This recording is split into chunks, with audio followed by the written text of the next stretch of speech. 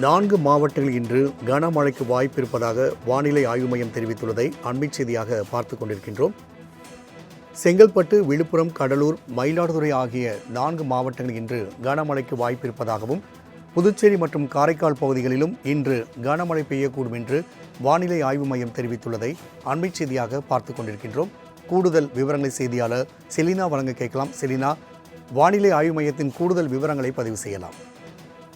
தமிழகம், இலங்கை கடலோர பகுதிகளுக்கு அப்பால் தென்மேற்கு வங்கக்கடல் பகுதியின் மேல் வளிமண்டல மேலடுக்கு சுழற்சி என்பது நிலவி வருகிறது. இதன் காரணமாக இன்று வடதமிழக கடலோர மாவட்டங்களில் ஓரிரு இடங்களிலும், புதுவை, காரைக்காலிலும், அதே போல தமிழகத்தில் ஓரிரு இடங்களிலும் லேசான முதல் மிதமான மழைக்கு வாய்ப்பு இருக்கக்கூடும் என்று வானிலை ஆய்வு மையம் தெரிவித்திருக்கிறது.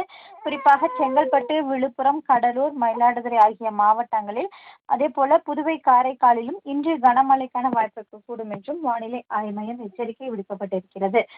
நாளை பொறுத்தவரையிலும் சேலம், செங்கல்பட்டு, திருவண்ணாமலை, நாமக்கல், கள்ளக்குறிச்சி, விழுப்புரம், தஞ்சாவூர், ராமநாதபுரம் ஆகிய மாவட்டங்களில் மற்றும் புதுவை ஆகிய பகுதிகளை பொறுத்தவரையிலும் கனமழைக்கும், நாளை மறுநாள் 26ஆம் தேதியிலிருந்து 30ஆம் தேதி வரையிலும் லேசான முதல் மிதமான மழைக்கு வாய்ப்பிருக்கக்கூடும் என்று எச்சரிக்கை விடுக்கப்பட்டிருக்கிறது.